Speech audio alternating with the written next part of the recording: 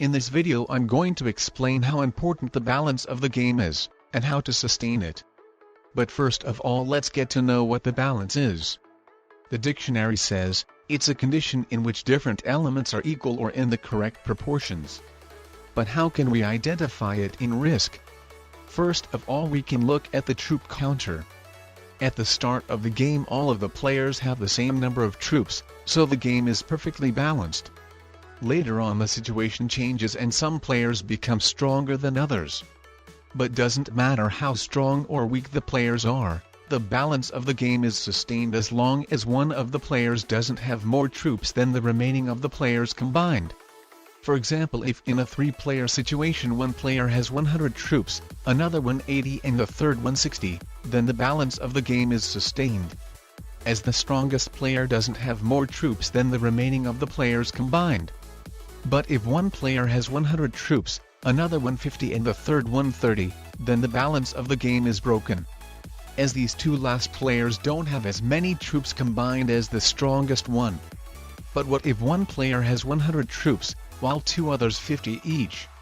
In this situation it looks what the balance of the game is sustained, but when the strongest player is having the same number of troops as both of them combined, then actually he can still take both of them out.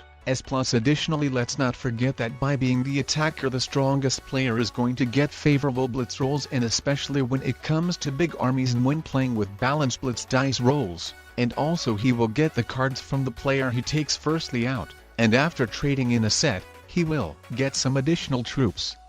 So this is why it can be very dangerous to get to the situations when the strongest player has the same number of troops as the rest of the players combined. But not only in these situations, but in the situations when the balance of the game is barely sustained too. The attacking advantage in extra cards can give the game for the strongest player too, even if he has a little bit less troops than the remaining of the players combined. And in case the strongest player notices that it can be close, then he can take all but one of the players out while leaving that last one blocked in their continent. So that blocked player cannot do anything in that turn, while the player who has just taken others out will get some troops by holding a lot of continents and having multiple territories. And now the question is how to sustain the balance of the game. First of all, like it was said, look at the troops counter, and then take into the account how many troops each of the players get.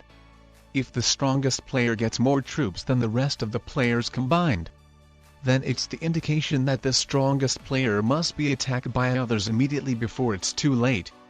If nobody attacks that player, then eventually he will win the game. Let's take a look in this situation, which is very simple and doesn't require a lot of logic to think. Me or the red player in this game is the strongest, but by not so many troops, but a very important fact is that by holding all these continents I get like 12 troops per turn, while they like 3 or 4 troops each.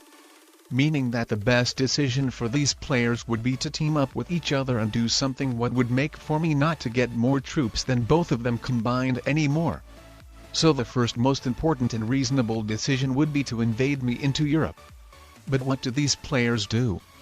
They both fight for South America, making themselves even weaker, while completely ignoring me and letting me get strong.